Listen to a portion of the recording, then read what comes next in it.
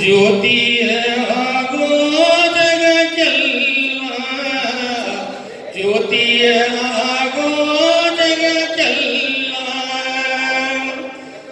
ಆಲಕ್ಕೆ ಹೂವಿಲ್ಲ ಸಾಲಕ್ಕೆ ಕೊನೆಯಿಲ್ಲ ಜಾಲಿಯ ಮರವೂ ನೆರಳಲ್ಲ ಜಾಲಿಯ ಮರವೂ ನೆರಳಲ್ಲ ಮಗಳೇ ತಾಯಿಯ ಮನೆಯೂ ಸ್ಥಿರವಲ್ಲ ತಾಯಿಯ ಮನೆಯೂ ಸ್ಥಿರವಲ್ಲ ಎಂದು ಮಗಳಿಗೆ ಅರ್ಥ ಆಲಕ್ಕೆ ಹೂವಿಲ್ಲ ಸಾಲಕ್ಕೆ ಕೊನೆಯಿಲ್ಲ ಜಾಲಿಯ ಮರವೂ ನೆರಳಲ್ಲ ಜಾಲಿಯ ಮರವೂ ನೆರಳಲ್ಲ ಮಗಳೇ ತಾಯಿಯ ಮನೆಯೂ ಸ್ಥಿರವಲ್ಲ ತಾಯಿಯ ಮನೆಯೂ ಸ್ಥಿರವಲ್ಲ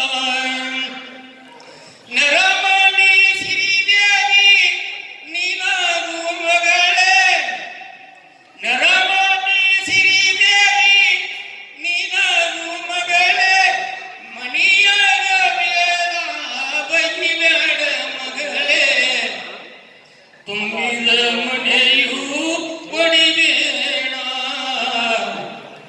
ತುಂಬಿದ ಮನೆಯೂ ಒಡಿಬೇಡ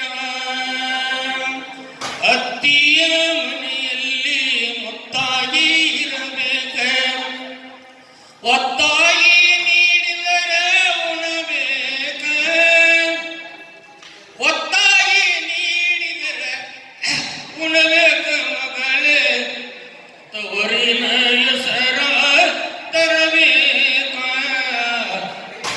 ತವರಿನ ಹೆಸರ ತರಬೇಕ ಹಿಂಗ ತನ್ನ ಮಗುವಿಗೆ ಕಿವಿಯೊಳಗೆ ಹಾಡಿ ಹಾಡಿ ಹಾಡಿ ಈ ನಾಡಿಗೆ ಮಗುವನ್ನು ತಂದಂತ ತಾಯಿಯ ಪಾದದ ತಳಗೆ ಸ್ವರ್ಗವನ್ನು ಭಗವಂತ ಮುಡುಪಾಗಿಟ್ಟಾನ ಅನ್ನೋದ್ರ ಬಗ್ಗೆ ನಾವೆಲ್ಲರೂ ತಿಳಿದುಕೊಂಡು ತಾಯಿಯ ಪಾದದ ತಳಗೆ ಸ್ವರ್ಗವನ್ನು ಭಗವಂತ ಮುಡುಪಾಗಿಟ್ಟಿದ್ದಾನೆ.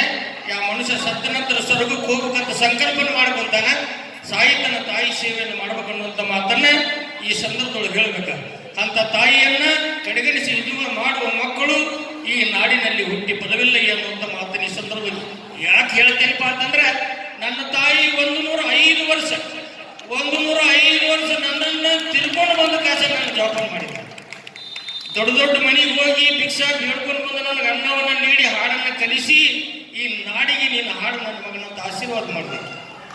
ಈ ನಾಡಿನ ಜನತೆಗೆ ಹಾಡು ನನ್ನ ಮಗನಂತ ಆಶೀರ್ವಾದ ಮಾಡಿದಾಕಿ 60 ವರ್ಷಗಳ ಕಾಲ ಈ ರಾಜ್ಯದಲ್ಲಿ ಹಾಡಿದ್ದೀನಿ. ಆತ್ಮೀಯ ಬಂಧು 60 ವರ್ಷಗಳ ಕಾಲ ಈ ರಾಜ್ಯದಲ್ಲಿ ಹಾಡಿದಕ್ಕಾಗಿ ಕರ್ನಾಟಕ ಸರ್ಕಾರ ಗುರುತಿಸಿ ನನ್ನನ್ನ ಈ ಸಲ ರಾಜ್ಯೋತ್ಸವ ಪ್ರಶಸ್ತಿಗೆ ಮೊದಲನೇದಾಗಿ ಆಯ್ಕೆ ಮಾಡಿದರೆ ಸರ್ಕಾರಕ್ಕೂ ನಾನು ಕೃತಜ್ಞತೆ ಸಲ್ಲಿಸ್ತೇನೆ.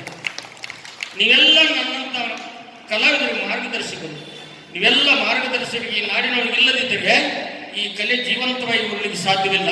ಅಂತ ತಾಯಿಯಿಂದ ಉದ್ಭವಾದಂಥ ಜನಪದ ಕಲೆ, ತೊಟ್ಟಲದಿಂದ ಉದ್ಭವಾದಂಥ ಜನಪದ ಕಲೆ, ಆ ಕುಟ್ಟು ಬೀಸುಕಲಿನಿಂದ ಉದ್ಭವಾದಂಥ ಜನಪದ ಕಲೆ, ಇದು ನಮ್ಮ ನಾಡಿನ ಸಂಸ್ಕೃತಿ.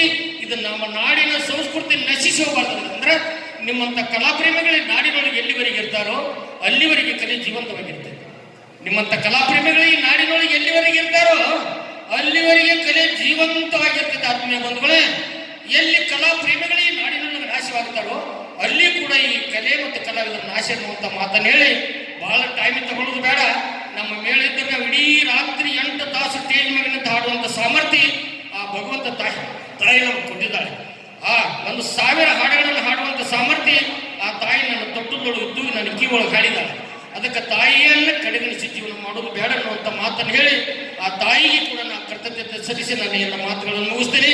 ನೀವೆಲ್ಲರೂ ಕರೆದು ನನ್ನನ್ನು ಗೌರವಿಸಿದ್ದಕ್ಕಾಗಿ ನಮ್ಮನ್ನು ಗೌರವಿಸಿದ್ದಕ್ಕಾಗಿ ನಿಮಗೆಲ್ಲರೂ ಪಾದದ ಧೂಳಾಗಿ ನಿಮ್ಮ ಹಸ್ತ ನನ್ನ ಮಸ್ತದ ಮೇಲೆ ಸದಾ ಕಾಲಿರಲಿ ಅನ್ನುವಂಥ ಮಾತನ್ನ ಈ ಸಂದರ್ಭದೊಳಗೆ ಹೇಳಿ 2 ಮಾತುಗಳನ್ನು ಜೈ ಕರ್ನಾಟಕ.